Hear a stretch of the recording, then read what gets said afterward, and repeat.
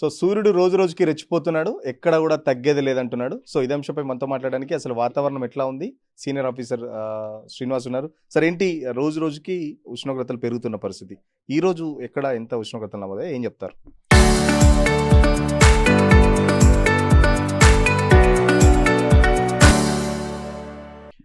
ఈ నిన్న మనకి హైయెస్ట్ వచ్చి ఖమ్మం జిల్లాలో 45 డిగ్రీలు, అలాగే ఆదిలాబాద్లో వచ్చి 44.3, మనకి నిజామాబాద్లో 44.4, ఇట్లా నార్త్ తెలంగాణ అంతా 44 డిగ్రీల పైన 45 డిగ్రీల వరకు. ముఖ్యంగా ఇప్పుడు చూసినట్టయితే ఉత్తర తెలంగాణ అలాగే తూర్పు తెలంగాణ జిల్లాలో హైయెస్ట్ టెంపరేచర్లు రికార్డ్ అవుతున్నాయి. 44-45 డిగ్రీల వరకు ఉత్తర తెలంగాణ ప్రాంతంలో ఉన్నాయి. మిగిలిన రాష్ట్రం అంతా కూడా 41 డిగ్రీలు పైగానే టెంపరేచర్లు ఉన్నాయి. సో స్టేట్ మొత్తం ఆరెంజ్ అలర్ట్లో ఉంది. ఈ ఉత్తర తెలంగాణ అలాగే తూర్పు తెలంగాణలోని జిల్లాలు రాగల 4 రోజుల వరకు రెడ్ అలర్ట్, అంటే హీట్ వేవ్లో కొన్ని జిల్లాలు ఉన్నాయి.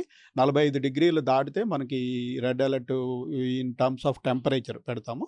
సో చూసుకున్నట్టయితే ఈరోజు మనం ఆదిలాబాదు, కొమరంభీం, మంచిర్యాల, పెద్దపల్లి, కరీంనగర్, అలాగే భద్రాద్రి కొత్తగూడెము, ఖమ్మం ప్రాంతంలో ఈరోజు హీట్ వేవ్ పరిస్థితులు, అంటే 45 డిగ్రీల పైబడి టెంపరేచర్లు ఉండే అవకాశం ఉంది. మిగిలిన రాష్ట్రంలోని అన్ని జిల్లాల్లోనూ కూడా 41 నుంచి 44 డిగ్రీల వరకు టెంపరేచర్లు ఉండే అవకాశం ఉంది. అట్లాగే రేపు చూసినట్టయితే మరిన్ని జిల్లాలు ఇటు నల్గొండ, సూర్యాపేట కూడా యాడ్ అవుతున్నాయి. యాడ్ అయ్యి మిగిలిన జిల్లాలన్నీ 41 to 44. ఎల్లుండి చూసినట్టయితే మనకి ఈ పైన కొద్దిగా నార్త్ తెలంగాణలో 1-2 డిగ్రీలు తగ్గే అవకాశం ఉంది. ఇటు ఈస్ట్ తెలంగాణలో మాత్రం, అలాగే ఈ నల్గొండ, సూర్యాపేట ప్రాంతంలో కూడా ఈ హీట్ వేవ్ పరిస్థితులు కంటిన్యూ అయ్యే అవకాశం ఉంది. అలాగే ఈ 5 రోజులు చూసినట్టయితే 5 రోజులు కూడా మనకి రాష్ట్రం అంతా కూడా 41 నుంచి 44 డిగ్రీలు, ముఖ్యంగా ఉత్తర తెలంగాణ అలాగే తూర్పు తెలంగాణ, ఇటు మన ఆగ్నేయ తెలంగాణ ప్రాంతంలో మటుకు హీట్ వేవ్ పరిస్థితులు కొనసాగే అవకాశం. ఇటీవల కాలంలో ఎందుకు నార్త్ తెలంగాణలో పర్టికులర్గా ఇంత ఉష్ణోగ్రతలు ఎఎందుకు నమోదవుతున్నాయి? ఏమన్నా చెప్తారు? మనకి నార్త్ తెలంగాణ ఏంటంటే అక్కడ యాక్చువల్ ఫారెస్ట్ ఏరియా అయినప్పటికీ అది భౌగోళిక పరిస్థితి అంటే అది సెంట్రల్ తెలంగాణకి దగ్గరలో ఉండి అక్కడ ఈ కోస్టల్ ఎఫెక్ట్ చాలా తక్కువ ఉంటుంది. అలాగే ఈ సెంట్రల్ తెలంగాణ ప్రాంతంలో మనకి సముద్ర మట్టం నుంచి 7-8 కిలోమీటర్ల ఎత్తులో ఈ సీజన్లో యాంటీ సైక్లోన్ అనేది ఉంటుంది. ఈ యాంటీ సైక్లోన్ ఏంటంటే ఈ వేడిగాల్ని పైకి పోనీయదు.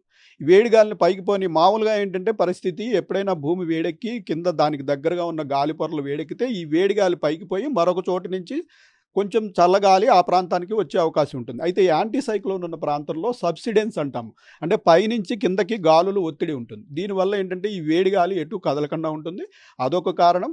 ఈ ప్రాంతంలో ఈ సాయిల్ కూడా కొంచెం బ్లాక్ సాయిల్. ఈ బ్లాక్ సాయిల్ రేడియేషన్ని మ్యాక్సిమం అబ్జర్వ్ చేసుకుంటుంది. 80% to 90% of solar energy observe చేసుకుంటుంది. దానికి తోడు మనము ఈ వింటర్ నుంచి సమ్మర్కి వచ్చినప్పుడు వింటర్లో మనకి మాయిశ్చర్ చాలా తక్కువ ఉంటుంది. సో ఆ ప్రాంతం నుంచి మనం ఇలా సమ్మర్లోకి వచ్చేసినప్పుడు అక్కడ ఈ సూర్యరశ్మి వల్ల డైరెక్ట్గా మొత్తం ఏరియా వేడెక్కిపోవడం తప్పించి అక్కడ మాయిశ్చర్ ఉన్నట్టయితే ఆ మాయిశ్చర్ కొంచెం ఎవాపరేటివ్ కూలింగ్ ఉంటుంది. ఈ ఎవాపరేటివ్ కూలింగ్ ఉండదు. ప్లస్ యాంటీ సైక్లోన్ వల్ల సబ్సిడెన్స్ ఆఫ్ ఎయిర్, వేడిగాలి కిందకి ఒత్తివేయబట్టము, అలాగే ఈ బ్లాక్ సాయిల్, ఇవన్నీ కారణాల వల్ల యాక్చువల్గా అక్కడ ఫారెస్ట్ ఏరియా అయినప్పటికీ మనకి ఉత్తర తెలంగాణ ప్రాంతంలో టెంపరేచర్లు మిగిలిన తెలంగాణ కంటే ఎక్కువ ఉంటాయి. సో వడగాల్పులకు సంబంధించి ఎక్కడ ఏమైనా అలర్ట్స్ జారీ చేశారా సంబంధించి?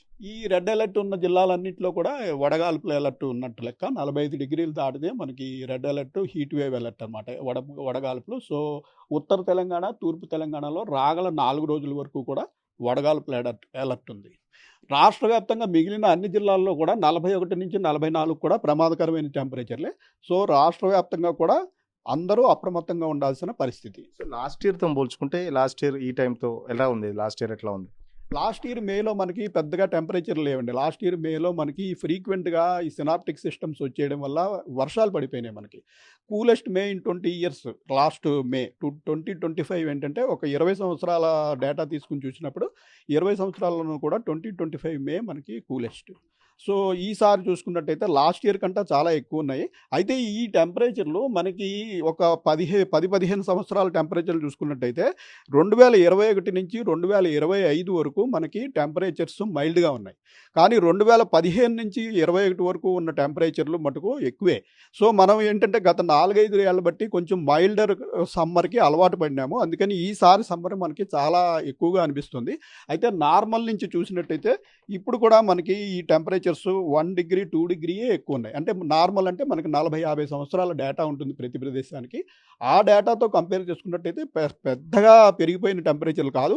గత 4, 5 సంవత్సరాల్లో మనం కూలర్ సమ్మర్‌కి అలవాటు పడటంతోటి ఈసారి సమ్మర్ మనకి చాలా బాధాకరంగా ఉంది. సో పర్టికులర్‌గా గ్రేటర్ హైదరాబాద్‌కి సంబంధించి ఎట్లా ఉష్ణోగ్రతలు నమోదవుతున్నాయి? ఏం చెప్తారు?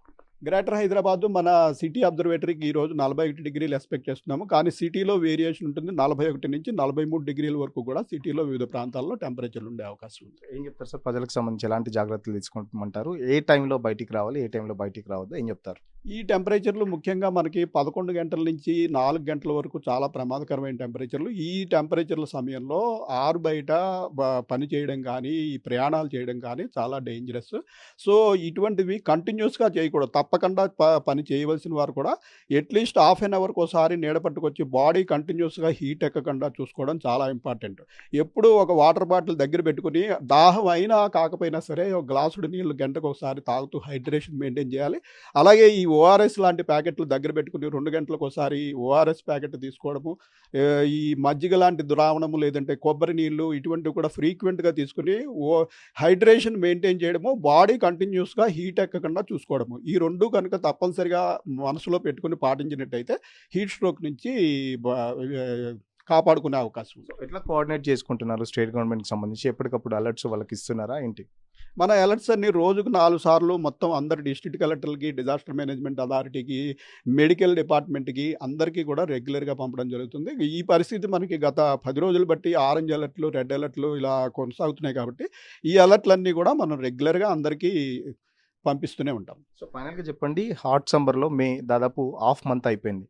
ఇంకొక హాఫ్ మంత్ దాకా ఉంది. సో ఎట్లా ఉంటాయి ఈ ఎండలు? ఇదే ఉష్ణోగ్రతలు మంత్ ఎండింగ్ వరకు ఉంటాయా? లేకపోతే మంత్ ఎండింగ్ ఒక 4 రోజుల తర్వాత ఏమైనా తగ్గే అవకాశం ఉందా? మనకి 26-28 తారీఖుల సమీపంలో కేరళకి మాన్సూన్ టచ్ అయ్యే అవకాశం ఉంది. ఆ తర్వాత ఇంచుమించు 4, 5 రోజులకి 5, 6 రోజులకి మనకి తెలంగాణ దరిదాపుల్లోకి వస్తాయి కాబట్టి మనకి ఈ మంత్ ఎండింగ్ నాటికి కొంచెం క్లౌడింగ్ వచ్చేసేసి కొంచెం టెంపరేచర్స్ నుంచి విముక్తి పొందే అవకాశం ఉంది. సో ఇటీవల కాలంలో కూడా అక్కడక్కడ కొన్ని వర్షాలు, చిరుజల్లులు కూడా పడ్డ పరిస్థితి. సో పర్టికులర్‌గా హైదరాబాద్‌కి సంబంధించి గాని లేకపోతే వేరే జిల్లాలో ఏమైనా వర్షం ఎక్స్‌పెక్ట్ చేయొచ్చా ఈ కాలంలో? ఈరోజు, రేపు కూడా అంటే ఇవి పెద్దపాటి వర్షాలు కాదు. ఈ మెయిన్‌గా ఈ హీట్ వల్లే లోకల్ అవైలబుల్ మాయిశ్చర్ ఉన్న దగ్గర ముఖ్యంగా ఈరోజు మనం సంగారెడ్డి, వికారాబాదు, కామారెడ్డి, ఇటు నాగర్ కర్నూలు అట్లాగే భద్రాద్రి కొత్తగూడెం ప్రాంతంలో కొద్దిపాటి జల్లులు పడే అవకాశం ఈరోజు, రేపు ఉంది. సో ఖచ్చితంగా ఎండలు బాగా కొడుతున్నాయి. వచ్చే 4 రోజులకు సంబంధించి కూడా చాలా వరకు ఎండలు బాగా కొట్టే అవకాశం ఉంది. మరోవైపు వడగాల్పులు కూడా పెద్ద ఎత్తున వీచే అవకాశం ఉంది కాబట్టి ఎట్టి పరిస్థితుల్లో జనాలు 11-4 మధ్య బయటికి రావద్దు. ఏపున్నా అత్యవసర పనులకు మాత్రం బయటికి రండి. ఒకవేళ వచ్చినా కూడా దానికి తగ్గ చర్యలు కూడా తీసుకోవాలని చెప్పేసి చెప్తున్న పరిస్థితి. ఇప్పటికే స్టేట్ గవర్నమెంట్‌కి ఎప్పటికప్పుడు మేము అలర్ట్స్ ఇస్తున్నాం. స్టేట్ గవర్నమెంట్ కూడా పెద్ద ఎత్తున వడగాల్పులకు సంబంధించి కానీ లేకపోతే ఎండలకు సంబంధించి కానీ జనాలను ఎప్పటికప్పుడు అవేర్ చేస్తుంది. సో ఎట్టి పరిస్థితుల్లో జనాలు మాత్రం బయటికి రాకండి. డాక్టర్లు కానీ లేకపోతే ఆఫీసర్లు చెప్పినట్టు ప్రభుత్వం చెప్పిన ఎప్పటికప్పుడు సూచనలు పాటించండి అని చెప్పేసి వాతావరణ శాఖ ఆఫీసర్ చెప్తున్న పరిస్థితి. వీడియో జర్నలిస్ట్ సతీష్‌తో సురేష్, ఆర్టీవీ కోసం, హైదరాబాద్.